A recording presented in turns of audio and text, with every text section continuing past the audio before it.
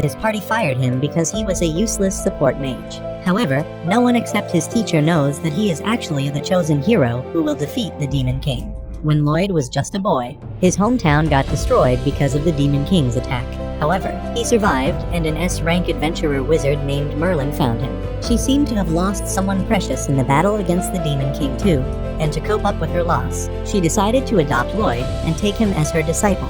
Merlin takes him to her house, and the very first thing she does is create a fireball out of thin air. She tells the awestruck Lloyd that if he can't create fire using magic by evening, he can't have dinner. Lloyd keeps trying hard to create flames, and as soon as he succeeds, he excitedly runs to show it to his teacher. Merlin sarcastically tells him that he did good before blowing out his tiny fire, and then roasting him medium rare, saying that he still has a long way to go. Soon after that, she shows him how to summon water from the ground, and Lloyd gets it right on the first try itself. However, instead of appreciating him, Merlin acts like a sarcastic again and drowns him in water to show him this is how it is supposed to be done. As days pass by, Lloyd learns new types of magic, but Merlin is never satisfied. Even when he creates an ice sculpture of her, she uses her magic to teach him a lesson. She controls the sculpture and grabs Lloyd before increasing the size of the statue, telling him that he lacks skills. She then breaks down the sculpture and Lloyd falls to the ground. Being the naive boy he is, he believes Merlin fully and promises to work hard to overcome his lack of skill. A few days later, Merlin gets a terrible hangover, and Lloyd uses his magic to heal her, and the first thing she does after getting up is hugging and thanking him. The very next moment, though, she drags him outside to practice magic. Time passes, and one night, Merlin is looking at some ancient texts with a disturbed and painful expression on her face. Suddenly, Lloyd comes there to call her for dinner, and as she gets up, she accidentally drops the book on the ground. Lloyd helps her pick it up, but the moment he touches the book, all the information inside it is uploaded into his brain, and he passes out. Merlin freaks out on seeing this because Lloyd just learned an ancient magic spell just by touching the book, which means he has the qualities of being the chosen one. That brings back some traumatic memories for Merlin, and she doesn't want Lloyd to repeat the same mistakes she did. So that night, as Lloyd sleeps peacefully, Merlin goes to his room and places a magic spell on his forehead through a kiss, sealing the knowledge of the ancient spell inside his brain because she doesn't want him to trust his power too much. To make sure that Lloyd doesn't go down the dangerous path, she even recommends him to become a white mage whose main role is to provide support to other adventurers. She teaches him recovery magic that can help fruits grow, and then shows the difference in their levels by casually reviving a dying tree. After that, Merlin continues teaching him about magic and other stuff, but whenever something related to ancient magic comes up, she tells him that he doesn't need to learn that because ancient magic went extinct hundreds of years ago. More time passes with Lloyd training under Merlin, and one day, she blindfolds him and takes him deep inside the forest full of dangerous monsters. She gives him just one knife and tells him to make it back home within a week using his magic. She doesn't even give him a chance to say anything and runs away, and Lloyd is left confused and scared. Almost immediately, a wolf monster arrives there, and Lloyd somehow avoids its attacks by climbing on a tree nearby. He realizes that the spells he can use as a white mage can't defeat the monsters, and the only thing he can do is walk home while avoiding the dangers. First of all, he uses his magic senses to find his home, and then starts walking in its direction. He uses magic to ripen fruits to eat, and at night, he tries coming up with new magic spells that can help him stay safe. He continues his dangerous journey alone, experimenting with new spells that can help him find food and run faster. The next day, he almost gets gobbled up by a spider monster, but thanks to his spell that makes him run faster, he is able to get away safely.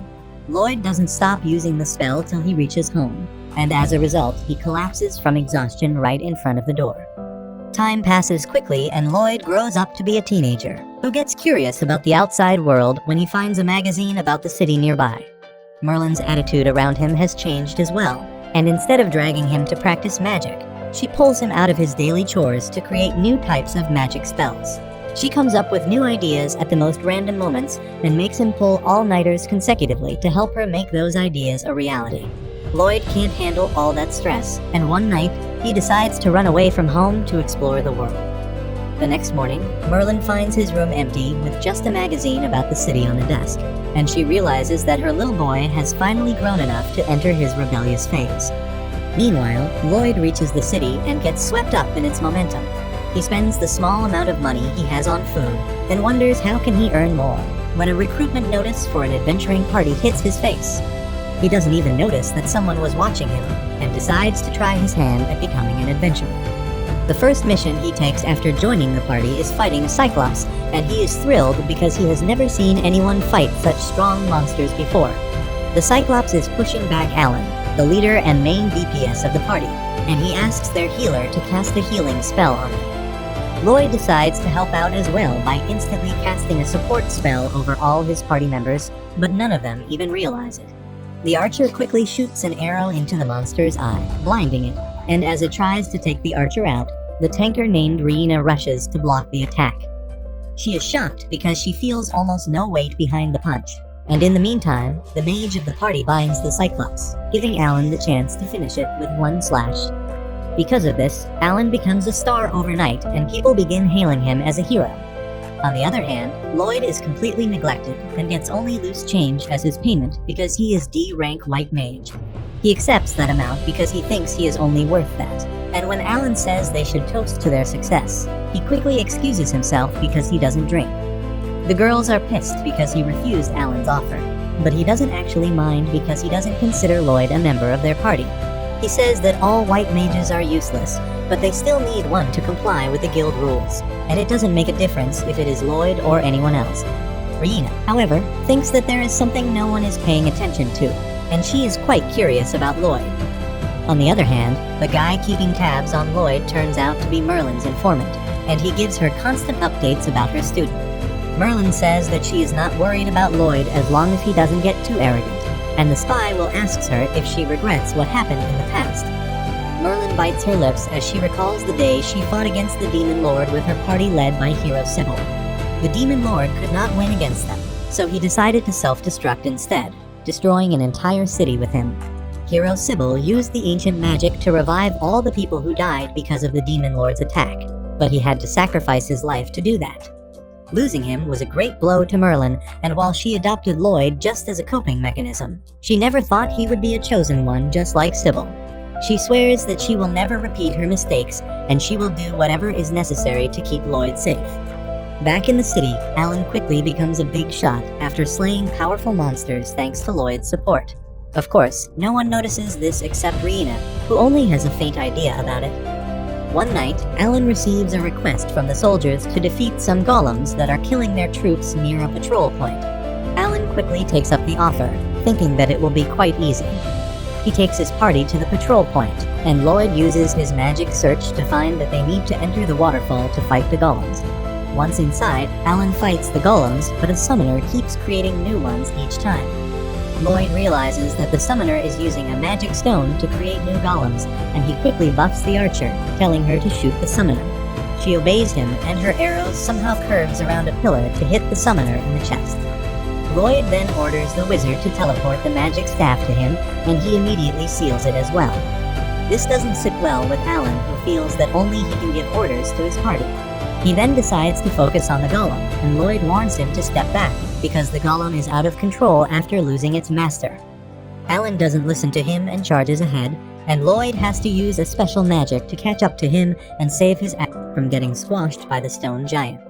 Alan gets angry at him, and just then the golem powers down, giving him the chance to destroy it. Once the mission is over, Alan immediately fires Lloyd, saying that he is useless and always hides at the back. Lloyd, who has been gaslighted all this time into believing that he has skill issues, accepts the decision without fighting back. He tries searching for another party to join, but there are no vacancies and he feels disappointed. Luckily, a girl is looking for a free white mage urgently, but the receptionist tells her that it will be hard to find someone who can meet her conditions. With no other options left, the receptionist points at Lloyd, and as soon as the pink-haired bitch confirms that he is an unemployed white mage, she drags him along with her. Turns out that the pink-haired girl Yui is a member of an S-rank adventure party, and they recently went out to hunt some bandits. Their teamwork and superior strength allowed them to easily defeat the bandits, and they cornered the boss too, telling him to surrender. However, the boss decided to pull out his secret move and summoned a giant stone golem to fight against them. Yui's party realized that it was resistant to magic and weak physical attacks, wouldn't do much against it either. so she decided to face it herself, being the strongest damage dealer of her party. She dashed towards the golem and striked it with her full power, but she could only leave a scratch on the golem's body.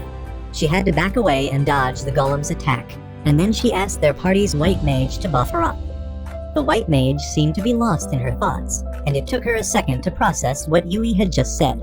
Luckily, she was able to cast a spell to increase her strength in time, allowing Yui to defeat the golem with her next attack. After they arrested all the bandits, Yui went to talk with the white mage Clum, who apologized for spacing out earlier because it could have cost Yui her life. Yui told her not to think too much about it, because she knew that Clum was dealing with some serious personal issues at the moment. She asked her about how everything was going at her home, and then Clum suddenly handed her resignation to Yui, because she needed to take a break to look after her sick sister.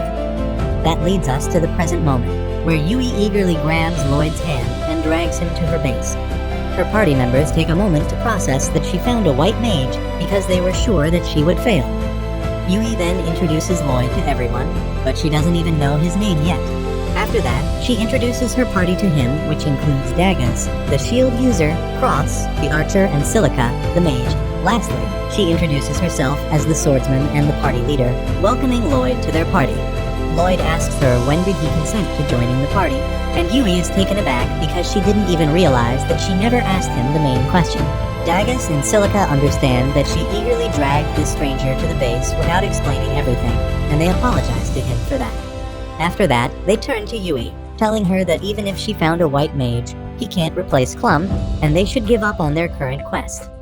Yui gets upset on hearing this, and says that their client asked them for help, and they can't turn them down like this.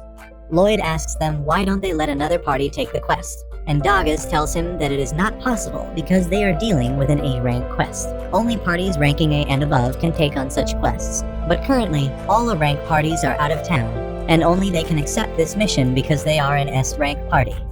Lloyd is shocked to hear that he is standing in front of S-rank adventurers, and he really wants to help them, but once again, his low self-esteem makes him believe that he is too weak to be of any use. However, Yui suddenly speaks up on his behalf, telling her party members that they should at least give Lloyd a chance to prove his abilities before they rule him out. She takes him to the woods to show his skills, and Lloyd feels nervous, thinking that he is going to disappoint everyone here. Yui keeps telling him to do something, and Dagas asks her to at least tell the newbie what kind of spell he should cast because he looks confused. Yui asks Lloyd to cast enchantment magic on all of them, but Cross and Silica think that it will not be possible because only very skilled white mages can do that. However, Lloyd is shocked because after hyping up the job as the most difficult thing in the world, Yui just asked him to cast a very basic level spell. He asks her if she is sure that this is the test he needs to pass to join her party, and she affirms. The other party members tell Lloyd that he doesn't need to act strong if he can't do it, because they know how difficult it is. However, Lloyd tells them that he will do it. He quickly summons his staff out of the dimensional storage, and that is already enough to shock everyone. He then casts 5 different types of enchantment spells on them at once, and they don't even realize it because he is too fast. Yui asks him where did he pull that staff out of, and he tells her about the storage spell that he can use to keep things. He then asks if she is satisfied with the results of the enchantment spell, and Yui is confused because usually it takes more time and an incantation to do that. Everyone starts feeling lighter and stronger as a result of the spells, and to try out the effects, Yui swings her sword at a big tree nearby. She is able to cut through the tree cleanly, even with a gentle swing, and her entire party is flabbergasted at this. Lloyd then tells them that he cast 5 types of enchantment spells on them, and they almost can't believe what they hear. Lloyd explains that he thought casting just one spell on all of them was too simple to be the real test, so he tried to go beyond that and show what he can really do. Yui and others are too stunned to even reply, and Lloyd thinks that they are just disappointed by him. He returns his staff to the storage, saying that he understands that he is not fit to be the white mage of their party. He apologizes for wasting their time and begins walking away, but then Yui stops him.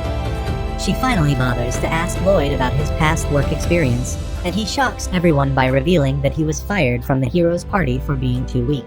Yui and others wonder what kind of standards the hero has for calling Lloyd too weak, because they have never seen anyone who can cast 5 enchantment spells at once. When Lloyd still insists that he is weak, Cross begins to worry more about his standards. Lloyd changes the topic by asking them why don't they call their party's white mage back, and Yui explains that Clum's sister is really sick, and she was taking care of her while working as an adventurer the entire time. Naturally, it took its toll on her, and she could no longer do both the things, so she decided to take a break from being an adventurer. Daggis says that they could have completed most quests even without her here, but A-rank quests are quite difficult, and they definitely need a white mage to do them. Everyone suddenly gets worried about Clum because even though she left their party, she is still their friend, and Lloyd feels jealous on hearing this. He quickly changes the topic and asks if anyone knows what disease Clum's sister is suffering from. Yui recalls that the girl's body is turning to Magistone gradually, and Lloyd remembers that he learned about Magistones from his master. When Merlin was teaching him how Magistone can turn other living creatures into Magistone as well, Lloyd had wondered if it is possible to restore them to normal, and now he decides to find it out. He asks Yui to lead him to Clum's house, and she takes him there. A very thin and tired Clum opens the door and gets surprised to see her friend there, and once they go inside, Lloyd gets straight to work. He asks Clum to tell him in detail about her sister's condition, and she says that originally, she and her sister Sylvie used to go on adventures together. However, one day, she got injured during a mission, and ever since then, she has been sick. Lloyd asks her for the symptoms, and Clum decides to show him rather than explaining with words. Just as she opens the door to Sylvie's room, an intense malicious mana leaks out, and then Clum removes her sister's blanket, showing that her hands and legs have already turned to Magistone. She says that Sylvie's mana has gone berserk, and her condition keeps worsening day by day. Clum fears that her sister doesn't have long to live, and then Lloyd asks her to let him help her. He says that he has a theory that can turn Sylvie back to normal if he is right, but Clum refuses to believe him, because even the specialist healers she called to look at her sister said it was impossible to cure her condition. However, Lloyd explains that Sylvie might have been injured by a high-purity Magistone, which started turning her into a Magistone too. He asks Clum if Sylvie was injured in a place with high mana density, and she affirms, saying that they were on a mission to extract a Magistone out of a cave. Lloyd asks her to show him the entry wound, and when Clum reveals Sylvie's waist that has been turned into Magistone too, Lloyd is certain that this is where the problem started. Clum asks him how does he know all that, and he replies that he learned it from his master. Yui then asks Clum to trust Lloyd with this one, and she decides to give him one chance. Lloyd immediately casts a spell to absorb all the corrupted mana from Sylvie's body, but that is quite hard for him to handle as well. Anyway, he manages to pull through the first step, telling Clum that he needed to reduce Sylvie's mana to near zero, because otherwise there would be no point in healing her. He says that he will continue absorbing her mana while healing her, and casts another spell to start the healing.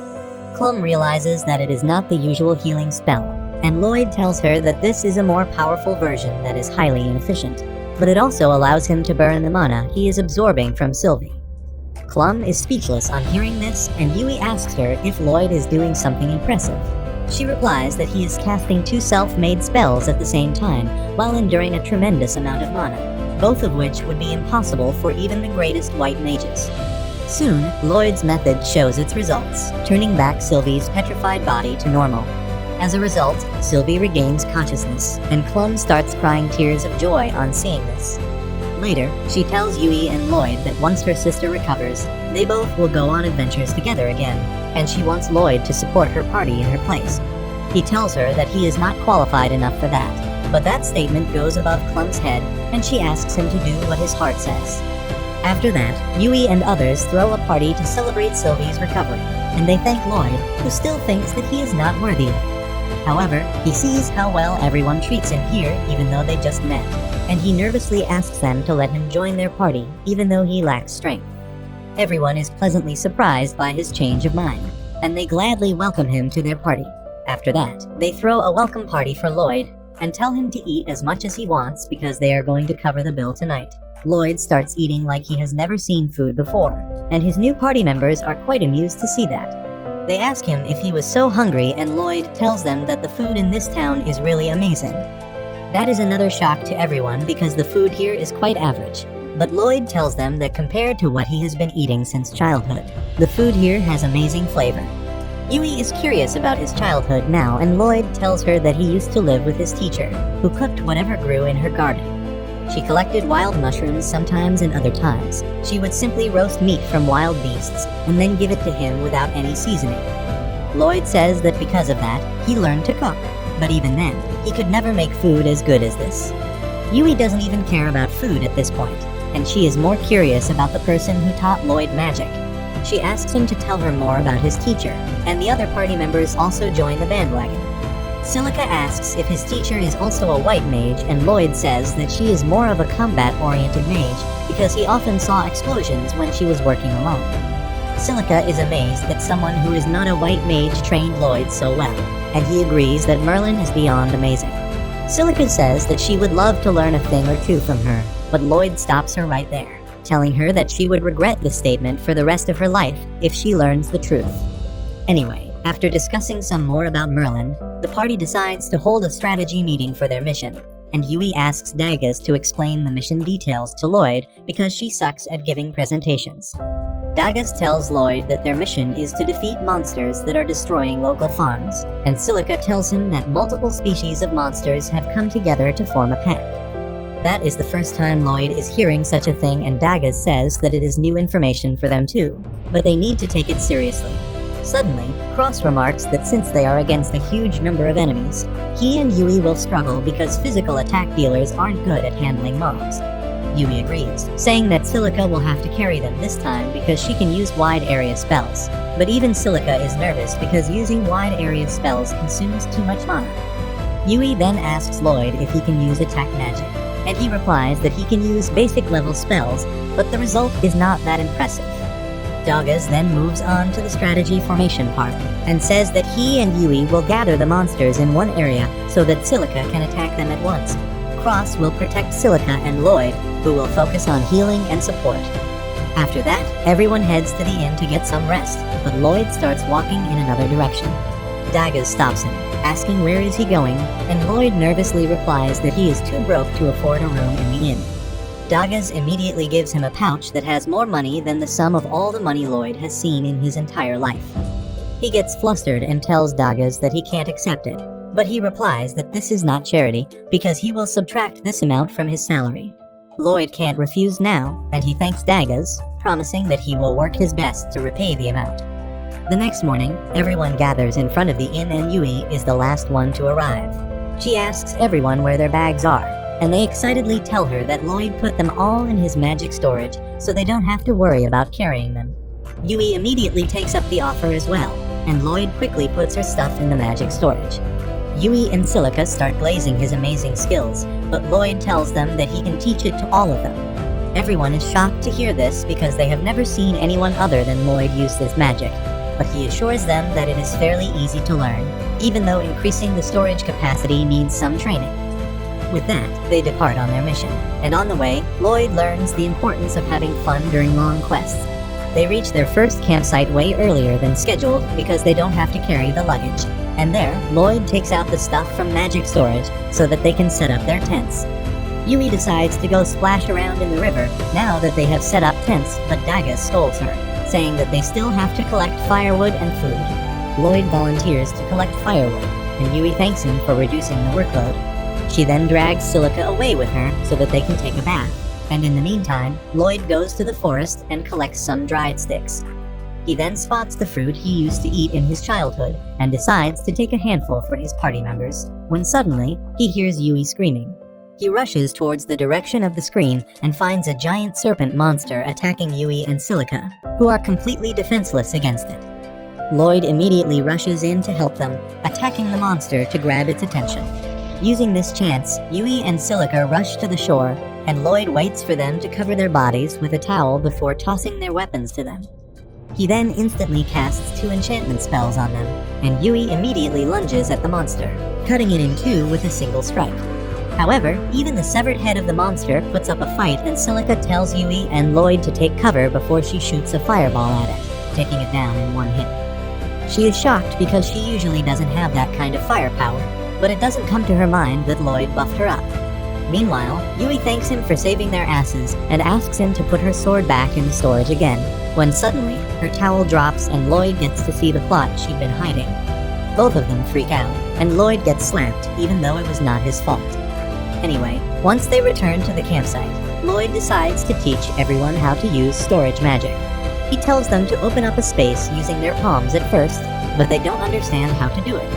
However, on Silica's advice, they give it a try, but they just look like a bunch of morons squishing an invisible balloon. Lloyd feels that he is a bad teacher because he can't teach it to them. But then suddenly, Silica chants storage, and she is able to open up a magic space. Everyone suddenly realizes that they can't cast spells without incantation like Lloyd, but if they can use chants, they can figure it out eventually. After a bit of practice, Silica is able to store her staff in the magic space, but others struggle to do it. Later at night, while the rest of the party is sleeping, Lloyd and Yui are on watch. Yui suddenly sits in front of him, thanking him for joining the party, and he replies that he was also jobless, so he should thank her. He then remembers how determined she was to complete the quest because their clients needed help, and asks her if there is any special reason why she is so dead set on doing this quest. Yui tells him that when she was little, her village was attacked by monsters, and she was the only survivor. So when she heard about the quest, she couldn't stop herself from accepting it because she wanted to save people from the situation she had faced. Suddenly, Lloyd cuts her off, telling her to be silent because there are monsters nearby. Yui gets alert and summons her sword, while Lloyd tells her to go and wake everyone up. Soon, the entire party is ready to face the spider monsters, but they realize that their numbers are too huge, and they should retreat for now. They start walking back slowly, but then unfortunately, Yui steps on a twig, and the sound attracts the attention of the monsters. Everyone runs as fast as they can, but the spiders catch up and surround them. They start squirting webs out of their butts, and the adventurers block the first round of attack. But then one spider ties Silica's staff and takes it away from her. The spiders then trap them in a cage of silk, and everyone panics. Lloyd says that they should stop the spiders right where they are before trying to defeat them. He quickly enchants his teammates, and then tells Yui to attack first. She leaps up, cutting through the silk web, and then cross-returns Silica's staff to her. In the meantime, Yui rushes towards a spider, blocking its sticky spray, and then quickly chopping off its legs. She then surfs on the silk squirt of the spider to quickly travel towards the second one, cutting off its legs as well. Next, Lloyd tells Silica and Cross to join the offense. Silica creates some fireballs and Cross shoots arrows through them, setting the spiders on fire with the burning arrows. The fight ends with that, and Lloyd realizes that he started yelling orders even though he is the newest member of the party. He apologizes for getting carried away, but Dagus tells him that it was a good thing because he has the qualities of a natural-born leader. Everyone else agrees with him, and they tell Lloyd to keep playing an active part in leading the party during battle. The next morning, everyone has learned the magic storage spell well enough to carry their own luggage, and as they resume their journey, Lloyd keeps thinking about why the spider monsters were here. A couple days later, as Lloyd is keeping watch alone at night, he starts thinking about the spider monsters again. He believes that they should have expected them a bit more when suddenly, Yui and Silica call his name, asking him if he plans to be on guard alone tonight as well. Lloyd affirms, and the girls grow worried about him because he has been pulling all-nighters for quite some time now. They tell him that he should rotate the night shift with others, but Lloyd tells them that he will be fine, and he wants everyone else to conserve their stamina in case they need to fight. Yui is about to give him a lecture, but then Silica stops her, asking her to respect Lloyd's decision, but she also asks him to inform them if things get too tough for him. Meanwhile, Cross and Dagas just watch this scene from their tent, worried about Lloyd's stubbornness. The next day, they resume their journey, and as they take a break, Lloyd tries detecting any monsters near them. He is relieved when he senses none, but then Yui comes running to him, asking what is he doing. He tells her about the search magic that allows him to locate monsters and other threats nearby, and Yui is surprised because this is her first time hearing about that spell. Lloyd tells her that it doesn't have a very wide range, but it is still better than nothing. Yui gets worried because he is taking all the burden of watching their surroundings on himself, but he tells her that he is fine and doesn't need any help. That night, as Lloyd keeps watch all by himself yet again, Yui says that it seems that he doesn't trust them at all, even though they are friends now. Silica tells her that different people have different pace of getting comfortable with each other, and there must be some trauma in Lloyd's past that makes him stay away from others. She also believes that there is a reason Lloyd can't see how awesome he is, and that is why he tries to compensate for it by working too hard. Yui gets curious about Lloyd's past on hearing this, but Silica tells her that he will tell them everything once he gets comfortable with them. On the other hand, Dagas approaches Lloyd, asking him to come with him because he needs some help, while Cross volunteers to keep watch in his place for the time being. Lloyd goes with Dagas, who sets up an elaborate trip alarm that can alert them in case any monsters approach their campsite. Lloyd is impressed by this, and then Dagas tells him that the alarm will alert them about the monsters, so he should get some rest. Lloyd says that there is no need for that, and he can do a better job than this alarm, but then Dagas suddenly confronts him, asking if he doesn't trust the party. Lloyd replies that he trusts them, but Dagas tells him that his actions seem to say otherwise. Lloyd remembers the words of Merlin and his former boss, both of whom told him that he was inexperienced and useless. He tells Dagas that if he doesn't work hard, he may cause problems for others, but Dagas confidently tells him to cause troubles for them in that case. Lloyd doesn't understand what he means, and Dagas explains that they formed a party to handle things as a team that they couldn't handle on their own, and obviously, everyone causes some problems sometimes. He asks Lloyd to rely more on his team, and that is the first time the dimwit has heard of that concept. Dagas manages to convince him to get some rest with that, and in the tent, Lloyd smiles to himself, thinking about how he has people he can rely on now. The next morning, he puts this concept to practice and nervously asks Yui if she can help him fetch some water, and she is glad to help him. On the other hand, a noble named Michelle receives a report from a shady black mage, telling him that he has planted magic stones in all the spots he told him to. Michelle is pleased to hear this because now they can succeed in their plan without much difficulty, and the mage adds that their previous plans have scattered the high-ranking adventurer parties around, and they won't be able to interfere with their plans. However, the heroes' party is still available, and they may be an obstacle in their way.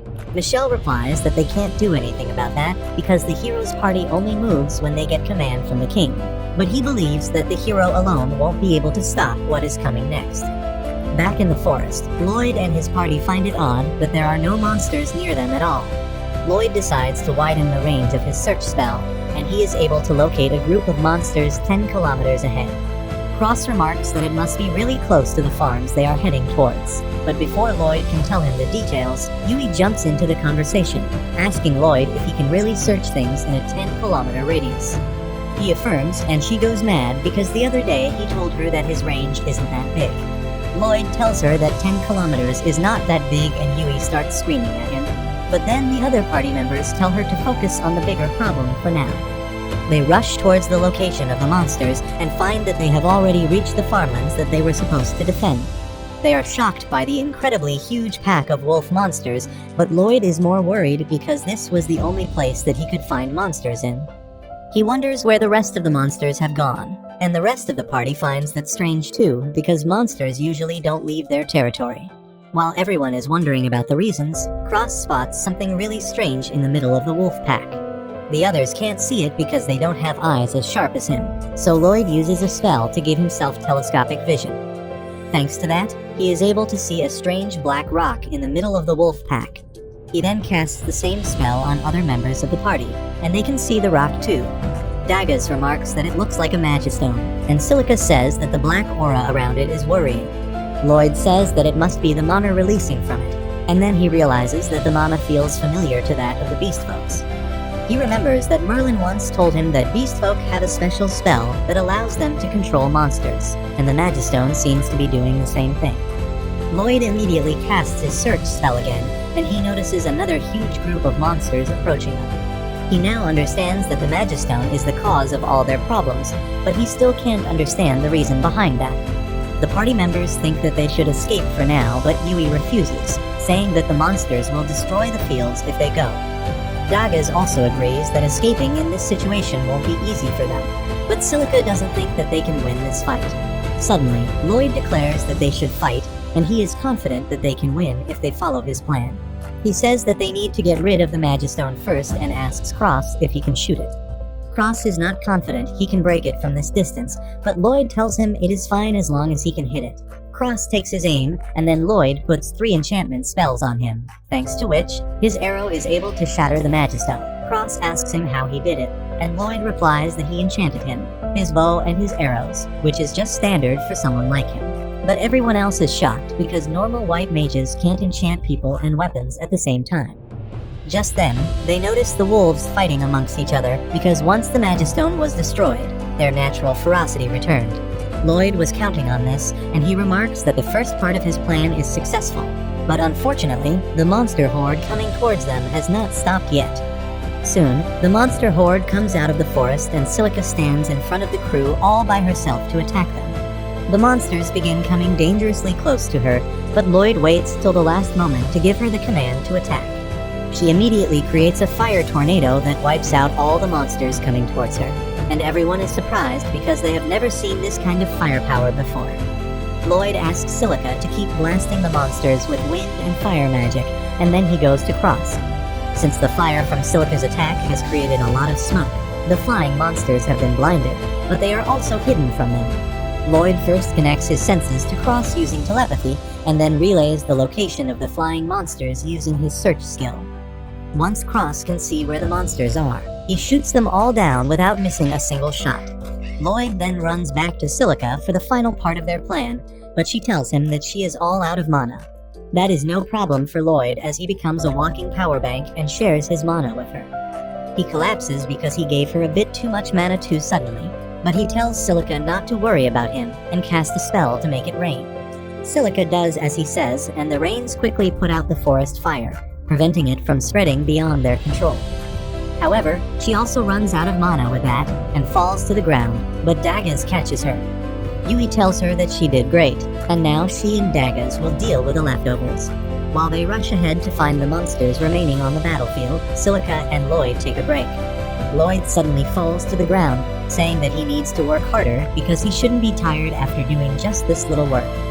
Soon after that, Yui and others deal with the remaining monsters, but as they return to check up on Lloyd, he tells them that they need to head to the nearby city, because his instinct tells him that this place was just a decoy, and the real target is the city of Ishtar. Everyone is confused at this, and Lloyd pulls out a crate of mana potions from his storage dimension. He chugs a potion as he explains that the whole mission was a trap to send high-ranking adventurers out of Ishtar to weaken its defense. Cross remarks that Ishtar has the Heroes Party as well as the Night Order, so it won't be easy to take its defenses down. Daggaz, however, believes that Lloyd's theory makes sense. Yui decides to head back to Ishtar immediately just in case, and Lloyd casts a buff on the entire party just as he finishes his mana potion. He then tells Yui that they should start immediately and begins running towards the city. Everyone is shocked on seeing how fast he is, but as Yui tries to catch up to him, she finds that she can also run faster than I show speed now. The rest of the group follows them, and they are not really surprised when Lloyd tells them that he boosted their speed so that they can reach the city quickly. Meanwhile, Michelle is doing some paperwork in his mansion when suddenly, the demon General Grist appears there, telling him that his army is ready for action. Michelle is pleased to hear this, and the two men discuss how easy it was for them to send an army to the city of Ishtar without anyone noticing, thanks to the powers of a beast folk girl they kidnapped. Michelle says that they will keep using her powers for their benefit in the future, and Grist leaves that matter to him. On the other hand, Lloyd and others are rushing towards Ishtar, and they take a break to catch their breath. They are confident that they will reach Ishtar quickly at this rate, but Silica is worried that Lloyd might be getting tired because it is really hard to maintain enchantment magic. He replies that it is hard for people who are not used to it, but his teacher basically forced him to use it a lot, and he developed a habit to cast enchantment spells for a long time. He tells her about the time Merlin threw him into a forest, and since he couldn't beat the monsters, he simply ran away. That forced him to develop new and more efficient spells to stay fast. He says that the training was hellish, but since Merlin scolded him a lot for having trouble with it, he must have just been bad. He believes that this is a regular training method, but Silica and Yui tell him that it is not normal at all.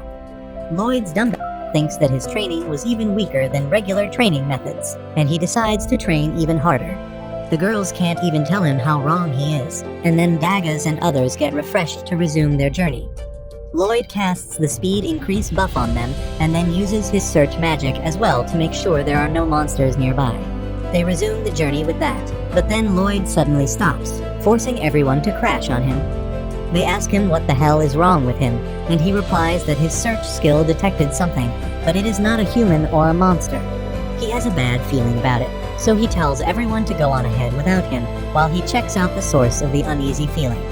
However, Yui tells him that in case it turns out to be something dangerous he can't handle on his own, he will need their help, and he agrees to that. They soon reach a hut, and Lloyd is now sure that he can sense demons inside it. The party is shocked to hear this because demons are found on the other side of the mountains, and they should not be here.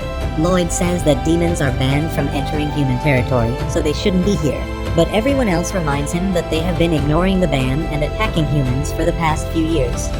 They ask him why is he acting like he didn't know this, and Lloyd tells them that he doesn't have any memories of his childhood, because he was adopted right after the war ended. Everyone gets worried that they might have triggered some bad memories, but Lloyd assures them that he is fine. Cross says that they need to return to the city and report this matter to the knights urgently, but Lloyd says that they should gather some more information first. He feels the same energy from the demons as they felt from the Black Magistone earlier, and everyone gets alert on hearing this. Lloyd says that if these demons are really planning to attack Ishtar, their investigation becomes even more important. Yui agrees with him because if they don't do anything, Ishtar might be in danger, and everyone agrees with her. They get close to the house, but there is no one inside. So Lloyd uses his search skill again, and finds that the demons are under the ground instead of the house. Dagus says that they should look for an entrance, but Lloyd decides to skip that part. He tells Silica to use earth magic, but before that, he buffs up everyone. Silica then creates a sand pit in the ground in front of them, causing the roof of the underground tunnel to cave in on the demons trying to perform a ritual. The demons scatter to avoid the falling debris, and Yui immediately jumps in, taking one of them by the throat. She asks what demons are doing on this side of the continent when suddenly another demon uses his magic to throw the debris at her. Yui easily blocks it all, and then cross-shoots a demon while another one escapes. The demons hide behind the rubble, but then Silica uses her skill again to turn the rocks into sand, exposing them. They try to attack her, but Dagas blocks their attempt, forcing them to run away. One of the demons escapes the room, and when Yui tries to chase him, she can't open the door.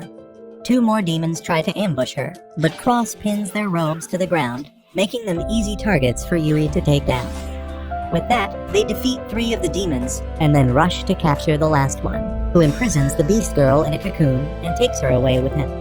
Lloyd and others reach there just then, and they decide to give chase as the demon runs away. Yui and Cross reach him first, and they decide to sandwich him from both sides, while Lloyd and others take their time coming to the surface. Lloyd can sense a very strong magic signal from the cocoon, and he tells his friends to capture it at all costs. Soon, Yui cuts off the demon's path, and he realizes that he is surrounded on all sides. Lloyd tells him to surrender because they have some questions to ask of him, but the demon decides to fight back instead. He creates a magic circle to launch an attack, but Lloyd reacts quickly, creating shields in front of his friends that cause the magic attack to bounce off and hit the demon in the end. He goes down with that, and then Lloyd immediately rushes to bring the cocoon down and free the Beast Girl inside it. They take her back to the cottage, and Lloyd decides to heal her because she is the only one who can tell them anything because the demons are all dead now. Yui and Silica are impressed as his healing magic begins to act quickly, and Lloyd tells them that he made some adjustments to the spell. This shocks both of them because it is not easy at all to change spells, but Lloyd tells them that his teacher often forced him to help her create new spells, so this is nothing for him. The girls are again curious about his master, and Lloyd tells them that she is just a weirdo. Just then, the Beast Girl awakens and Yui immediately gets on top of her, bombarding her with questions. The girl nervously tells her that her name is Claire, but Yui hears her wrong, and she decides to go with whatever the hell she hears. Yui then asks her why was she captured by the demons, and Claire is hesitant to answer, so Lloyd tells her that they are adventurers who rescued her. He then remarks that he has heard that some beast folk can use magic to control monsters, and asks if it was her ability that controlled the monsters in the farms they visited. Claire affirms that it was her magic and tells Lloyd that the demons made her do it. Now that all the facts are in front of them, Lloyd and others are sure that the demons want monsters to attack Ishtar because that is the gateway to the continent. They decide to head back immediately to protect it and take Claire with them too. As they stop to take a break, Lloyd senses a large number of monsters heading towards the city, and an even larger army following right behind them. He fears that they can't fight all of them alone, so he decides to take a drastic step. He tells Yui and others to rush to the city and warn the knights, while he stays behind with Claire, using her power to stop the monsters. Meanwhile, in the city, Lloyd's former party leader, Hero Alan is troubled by another issue. He has not been able to find a white mage to replace Lloyd, because he rejects everyone just by looking at their resumes. The girls in his party nervously tell him that even the best candidates can only cast 2 enchantment spells at once, and Alan calls them a bunch of incompetent morons. The shield user Rena says that maybe Lloyd was special, and Alan mocks her for even thinking something so stupid. Just then, a knight enters the room, telling Alan that he has an urgent message for him. He reports that their forest patrol unit spotted a massive monster army heading towards them, and they need the hero's help immediately. Alan and his party are shocked to hear this, but he decides to accept the request, and the knight is really happy to hear this. He immediately leaves to relay the good news to other knights, but as he goes, the girls ask Alan if they can really fight such a huge monster army without a white mage. He replies that it is a direct request from the kingdom, and they should accept it to score some brownie points. More than that, he wants to show the world that he is still the strongest, even without a useless support mage in his team. On the other hand, Lloyd and Claire reach a cliff from where they can see another monster horde, which is even larger than the one heading towards Ishtar. Lloyd panics, realizing that if this group combines with the attackers, the city will be done for. He says that they need to defeat them here somehow, and Claire asks if there is a way to stop them without killing them. Lloyd is surprised by her request, but Claire says that these monsters are just innocent creatures whom the demons brainwashed by stealing her power. She feels partially responsible for this too, and that is why she doesn't want the monsters to get hurt. Lloyd realizes that Claire is a true animal lover who cares even about monsters, and he promises to find a way that can stop the monsters with the least amount of harm. Claire gets really happy at this, and then Lloyd looks at the monster horde before asking her if she can send them back home using her power. Claire is not confident that she can command all the monsters, and Lloyd tells her that he will increase her mana capacity and spell efficiency. Claire decides to give it a try and steps ahead. Lloyd gets ready to buff her up, but she is unable to cast her spell because of the interference of a dark device in the forest. Back in the city, Alan has reached the Adventurers Guild, and he mocks the adventurers gathered, calling them too weak for the job. The adventurers are offended by this, and then Alan's girls tell him that all rank and above parties are out of town. He mocks them even more, and one guy gets ready to throw hands. His friend stops him because they shouldn't fight the hero, and luckily, the guild master arrives before the situation worsens. He says that they are here to fight monsters and not each other, and Alan scoffs as he gets up to declare his plan. He says that their mages will start the fight by firing their most powerful spells to kill as many monsters as they can, and after that, he will lead the knights and other fighters to hold back the monsters while the mages recharge their mana. Alan believes that a bunch of monsters won't be a problem with his brilliant strategy, but the other adventurers wonder if he was dropped as a child. Alan notices their dissatisfaction and asks if they have something to say. A mage nervously says that they don't have enough power to kill a bunch of monsters in one hit, and others agree, saying that even killing one is a pretty big order. Alan yells at them, saying that this is the bare minimum they should be able to do, but then the mage of his own party says that she is not so confident either. She claims that the power of her spells has been decreasing recently, and she can't do powerful attacks like before. Alan yells at her, asking why did she hide it from him all this time, and the girl timidly tells him that she is not the only one because everyone else in the party has also felt their performance decline ever since Lloyd was kicked. Alan loses his temper on hearing this, asking why did they betray him by staying silent for so long, and Rena tells him that they didn't betray him. He just didn't notice because he grew complacent ever since becoming a hero.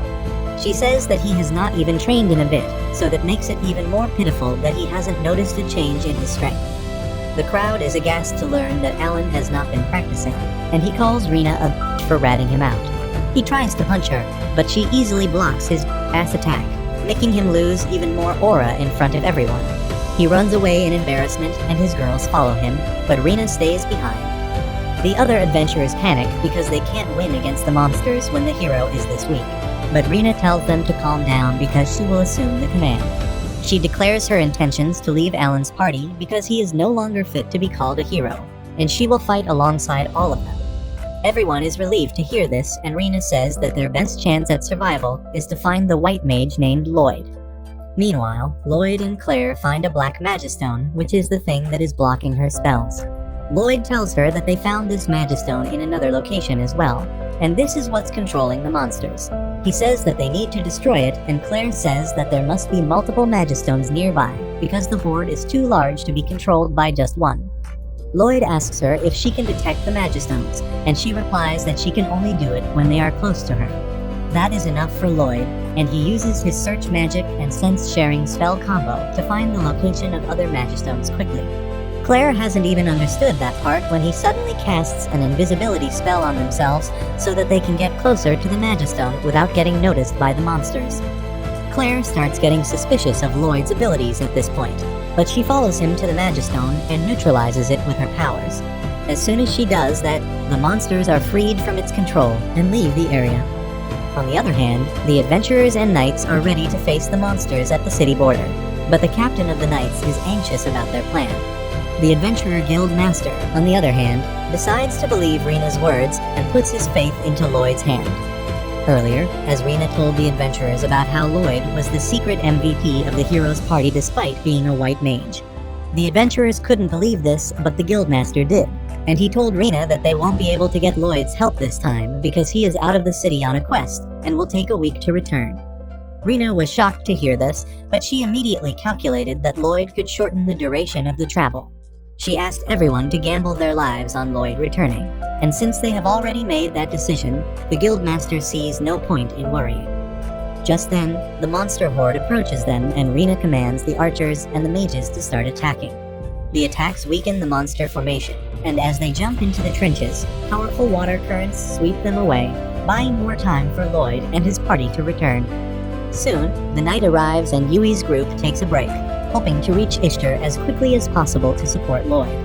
Meanwhile, Lloyd and Claire also reach the last Magistone and neutralize it. They are glad that all monsters are free now, but as soon as they are free, the Panthers and the Wolves start fighting each other. They knock over the Magistone, hitting Claire and disrupting her invisibility. The monsters immediately turn their attention towards her and she panics, but Lloyd quickly runs away to the other side and shoots some fireworks to distract them. On the other hand, Rena and others are still holding off the monsters, when their right wing falls to the ruthless attack from the monsters. What is even worse is that more monsters are heading towards them, and just as everyone is about to give up hope, a powerful fire spell defeats the monsters. Everyone rejoices as they see Yui and her S-rank party joining the battle, because it means that Lloyd is close too. In the meantime, Lloyd is playing tag with two teams of monsters trying to catch him. He keeps dodging and running away, but realizes that his stamina is not infinite. Claire also notices that he is just dodging and not attacking the monsters, and she thinks that it is because she asked him not to hurt them. She decides to help him as he gets overwhelmed and starts singing a song. The monsters suddenly stop their aggression on hearing her song and quietly return to the forest, and Lloyd is really impressed. He asks Claire how she controlled the monsters, and she tells him that her power doesn't control them. It only conveys her feelings to them, and she asks him to go home. Lloyd thanks her for saving her life and says that they should return to Ishtar now, where Yui's party has given a new hope to the defense forces. However, even with their help, the monsters quickly overpower the humans. Rena also gets injured during the fight, and soon after that, the monsters break through the defense formation entirely. Everyone gives up hope, but just then, they hear Claire's sweet song that is being played at full volume thanks to Lloyd's support magic. Her magic suddenly pacifies the monsters, and they head home without attacking any human or another monster. Everyone is surprised by this, and Lloyd tells Claire that her amazing magic saved many lives here. However, the battle is still not over as a group of giant rock golems head towards the city, and Lloyd decides to stop them at any cost. On the other hand, the mastermind of the monster invasion, Michelle, is sipping wine and thinking that Ishtar might have already been destroyed by now. Just then, his servant comes in with urgent news, and Michelle thinks that it is the sweet news of their victory. However, the servant tells him that the monster horde has retreated and scattered instead of attacking Ishtar. Michelle can't believe this news at all, and he demands an explanation from his servant, but the poor fellow has no idea himself. Meanwhile, Claire tries to use her skills on the golems as well, but that doesn't work, and Lloyd realizes that the demons must be interfering. He decides to meet up with his party to discuss what they should do next, and enchants himself as Claire so that they can run fast. They run straight through the horde of golems who notice them and try to attack them. They jump to the side to stay safe, and then approach the trenches set up by the soldiers. Lloyd suddenly grabs Claire by her waist and jumps over the trench, and then some. Everyone is impressed by his enchantment magic, and they realize this is the guy Rena wanted them to trust. As soon as Lloyd lands on the ground, his party is there to greet him. He tells them that it is all thanks to Claire that the monsters are retreating, but now they have to deal with the golems. He suddenly falls to his knees, and his friends get worried that he is too exhausted after casting support magic non-stop. Lloyd, however, tells them that he will rest only after the battle is over. Just then, the guildmaster comes there to greet Lloyd, and he is surprised to see a furry with him. Lloyd asks him to take Claire to safety, and the guildmaster orders the knights to look after her. He then says that Lloyd is their only hope to win this battle, but Lloyd doesn't know who put this idea in his head. Just then, Rena comes there and tells him that Alan is not participating in the battle. Lloyd is surprised to hear this, and Rena explains that Alan clashed with the adventurers at the guild earlier and abandoned his duties. Lloyd can't believe he left the people of this city in danger despite being the hero, and Rena says that he doesn't even deserve to be the hero. Suddenly, she starts groaning in pain because she is injured, and Lloyd quickly heals her injury completely. The guildmaster is really impressed by this, but Lloyd collapses again. Rena helps him get back on his feet and then tells him that as long as he was in their party, they felt invincible, but once he left, they realized they were just above average. She says that she should have realized it earlier and stopped the others from kicking him out, but Lloyd doesn't believe he is anything special. Luckily, he doesn't have enough time to yap about how weak he is because the golems reach the front lines just then. Everyone gets ready to fight and decides to charge straight at the golems, and Lloyd yells at them to stay back because the golems are not ordinary. However, he is too late, and the knights find out about the golems being enchanted as their swords snap on hitting them. The golem hits the knights away, and Rena immediately takes charge of the battlefield again. She commands the magicians and archers to attack the golem from a distance, but their attacks don't do any damage. The golem crosses the trench, pushing the soldiers back, and everyone starts to panic. Lloyd decides to cast buffs on everyone, but his friends tell him it might be too much for him. Lloyd says he can handle it and casts 2 enchantment spells on all people according to their needs. However, that exhausts him even further, and he thinks that the magic effects won't last for too long. He tells his friends to hurry up and finish the battle, and Yui immediately climbs on the scaffolding to tell everyone about the incredible buffs Lloyd has cast on them. She says they can easily win this fight now, but the knights have a hard time believing her. Just then, a golem attacks them and they panic, but Rena comes in clutch and saves their ass. Following her lead, Yui attacks the golem, destroying it. Rena uses that to advertise the strength of Lloyd's enchantment magic, and she tells everyone that they are much stronger right now. Everyone immediately verifies it, and their confidence soars through the sky. Lloyd asks his friends to support everyone, but he is feeling really weak now, and the guild master takes him to a place where he can rest. Meanwhile, Cross begins leading the archers to shoot the fireballs to land double damage on the golems. Dagas and Silica also fight on the front lines, taking down multiple golems with her powerful magic. The fight continues, and soon, almost all the golems are destroyed. Yui sets her eyes on the last one remaining, but another adventurer tries to get the jump on her. However, as he strikes the golem, his sword shatters, and everyone realizes that Lloyd's spells have reached their limit. Everyone gets scared and runs away as the golem approaches the city gates, but Yui stands in its way. However, just as it is about to attack her, Rena tackles her to get her to safety, and Dagas blocks the heavy attack. Lloyd realizes that they can't win on their own, so he uses the last bit of his power to enchant Yui's sword. She sees this and asks Rena and Dagas to support her. They combine their strengths to block the attack, and then Yui attacks the golem, destroying it with one slash. Everyone starts celebrating their victory that they once thought was impossible, and Lloyd finally gives himself the chance to relax, passing out immediately. On the other side, the demon general Grist reaches Michelle's castle to complain about his utter failure. Not only did they fail to destroy Ishtar, even Claire was taken away from them. However, he doesn't find Michelle there, so he destroys his office instead, and swears to end his life the next time he sees him. Back in the city, Lloyd wakes up after a day of sleeping soundly. Yui comes to check up on him, and he begins and crying that he fainted because he was weak. Yui doesn't even want to argue with him at this point, so she tells him to come with her. As soon as she opens the inn's door, the people outside start cheering on Lloyd, calling him their hero. He gets nervous at this and closes the door because he can't handle so many people at once. Yui gets angry at him and tells him to go out and face his fans. He does get out, but through the window, so that he doesn't have to deal with everyone. On the other hand, Merlin's spy, Will, reaches her door and she immediately blows it up, thinking that he is a thief. However, Will doesn't even get a scratch from the blast, and Merlin lets him in, where other members of her party are already present. Merlin then asks Will about Lloyd, and he tells her that he was kicked from the heroes' party. She is shocked to hear that, but Will tells her it is a good thing because his new party treats him much better. However, he also informs her about Lloyd's lack of confidence and impossible standards when it comes to himself.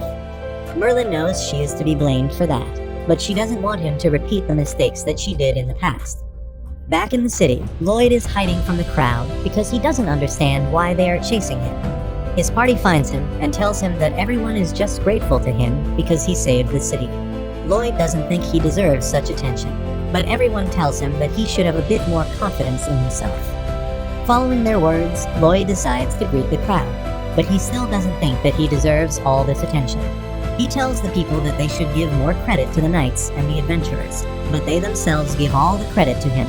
They call him the hero of Ishtar, and Lloyd decides to do his best to get used to this treatment. On the other hand, Alan is pissed that everyone is calling Lloyd a hero, and his girls remind him that his hero title will be revoked because he denied an emergency request. He knows that too, and he decides to ditch the town along with his girls. Back in Merlin's residence, everyone has a drink, because today is the day their friend hero Sybil sacrificed his life to kill the Demon King and save the people who got caught in the crossfire. Will then suddenly drops the bombshell on everyone, telling them that the demons are on the move again, and they try to use beastman magic to make monsters attack Ishtar. He suspects that they are trying to revive the Demon King, and Merlin panics because that would erase everything Sybil sacrificed his life for. Others tell her to calm down because they need to do what they can to ensure that the world remains safe. A few days later, Lloyd, along with his party, is summoned by the city lord. A young man comes to take them inside, and they find Claire already waiting for them. Everyone is glad to see her and asks if the Lord summoned her too, but the young man tells her that she is his special guest. He then introduces himself as Lord Abel, the guy who runs this domain, and no one can believe it because they thought he was just a servant or something. Silica says that it is common knowledge that the Lord has ruled this territory for over a decade, and Abel looks too young for that. He replies that he has got the same anti-aging DNA that Ash Ketchum has, and Lloyd remarks that even Merlin is the same. Abel says they will talk about it some other day, because right now, he has something more important to discuss. He reveals that Claire is actually the second princess of the Forest Empire where the Beast Folk lie, and Lloyd can't believe it. Claire affirms this, and everyone else is also surprised to hear the truth. Abel says that Claire's power to control monsters is quite unique, and if it falls in the wrong hands, it can lead to disaster. That is why the Empire has been searching for her, and now that she has been rescued, they are going to take her back home soon. Abel says that he wants Lloyd's party to escort Claire to the royal capital where the Beastmen will come to take her, because he trusts they can face any enemy, even demons. Though it is unusual for adventurers to guard members of royalty, everyone understands that they need to keep Claire's identity a secret, and they agree to become her bodyguards. 10 days pass after their journey starts, but they are still not near the royal capital yet. Cross complains that the capital is really far, but Daggaz reminds him that they are taking the longer route on purpose to stay safe. Yui, on the other hand, is not bothered by the long journey at all. She is more interested in hitting the hot springs that are in the next town, and she asks Claire if she has ever been to them. Cross finds her relaxed attitude annoying, but Silica says that her cheerful attitude makes the journey bearable, and it is also good for Claire to have some new experiences. Cross starts to think that Yui has actually thought this through, but in the end, it turns out that she just wanted to have fun. Later that evening, they reach the hot spring town, and the girls have fun ogling each other in their pool. Meanwhile, the guys are rubbing each other's back, and Lloyd starts thinking about the demon attack. He thinks that the closer they get to the capital, the greater the chances are that demons will get impatient and attack them. However, they can't deploy a full-sized army here, so they will only send their elite forces to kidnap Claire. As he thinks about it, he starts rubbing Cross's back a little too hard. Cross tells him that it hurts, but Lloyd keeps thinking of improving his spells while absent-mindedly giving him rough back shots. Later, Loud tells everyone that they should stay in this city for a few days to prepare themselves for any sudden demon attacks. Silica agrees with his idea, and so does Daggaz, because he wants to improve his gear. Silica says that she will also experiment with new skills, and Cross says that he is fine either way, but he can use this time to do some maintenance on his bow. With that, Yui decides that they will stay in the town for a couple of weeks, and Lloyd is determined to grow even stronger to help his friends. The next day, Daggers begins searching all the weapon shops one by one to find the right gear for himself. He is disappointed no matter which shop he tries, and he doesn't know what to do. Just then, he spots Yui and Claire, who are just enjoying their break. Daggers tells them that he wants a new shield, but can't find a good replacement in any weapon shop. Yui understands that it is hard to find quality equipment in random cities, but Claire says that she saw a shop in a quiet alley a while ago, and she thinks that it has better weapons than one would think. Daggers decides to trust her and checks out the weapon store she mentioned. He finds no one there, but then begins looking at the weapons on display. He judges that they are high-quality items, and just then, the shop owner comes there. He seems really angry and rude, and asks Daggers what the hell does he want. He then asks him if he is with those bastards too, and Daggers nervously replies that he is just checking out some shields. The old man tells him to feel free in that case, but now Daggers is confused about what is going on. After a while, he gets even more confused because every weapon in the shop is high quality, but there is no customer at all. Just then, a group of adventurers arrive there, and they are surprised to see Daggers there. Their leader, Karen, asks him if he is here to buy weapons, and when Daggers affirms, everyone starts laughing at him. They call him a stupid low-rank adventurer who doesn't even know which shop to buy weapons from. Just then, the shop owner comes there, and turns out he has beef with the rowdy bunch who just came in because they are the reason his business is not doing well. Daggers steps up for the old man, asking if these guys are some kind of takeover gang, and everyone says that he must be an outsider because everyone here knows about the Orang adventurer Karen. Daggers asks why an Orang adventurer is harassing the shopkeeper, and Karen tells him that it is the old man's fault for not selling the special item to him. The old man replies that he won't even be able to use it, and he can't sell a weapon to someone who is not worthy of wielding it. Karen says that he will have to teach a lesson to him in that case, and starts cracking his knuckles. Daggers says that this is shameful behavior for an Orang adventurer, and Karen's lackey decides to attack him first. However, Daggers easily blocks his fist and then knocks him to the ground, causing everyone to back up. He then pulls his shield out of the storage and pushes everyone outside before shutting the door on their face. Karen is flustered by this and asks how can a random nobody defeat an Orang adventurer like him. Daggers opens the door to flex his S-rank tag in front of him, and everyone is shocked. Even the old man asks Daggers why didn't he show his rank earlier to avoid the entire situation, and he replies that it is lame to rely on rank rather than strength. Karen and his lackeys run away on hearing this, but the old shopkeeper is impressed by his skills and character, and he decides to leave his treasure with Daggers. On the other hand, Lloyd is trying to improve a spell when Yui and Claire return from their sightseeing. They are curious about what Lloyd is doing, and he tells them that he is trying to make his support spells more powerful, but it is time that he learns some new spells. Yui recommends that he learn some attack magic, and Lloyd tells her that he won't be any good at it because white mages are not talented at offensive spells. He says that if Silica's firepower is comparable to a flamethrower, his attack power will only be equal to a matchstick. He begins glazing Silica after this, who is in the forest at the moment. She relaxes in the embrace of nature, and then begins thinking how their last mission would have been a disaster if Lloyd was not around. That is why she wants to grow stronger, and she starts working on creating a new and more powerful flame spell.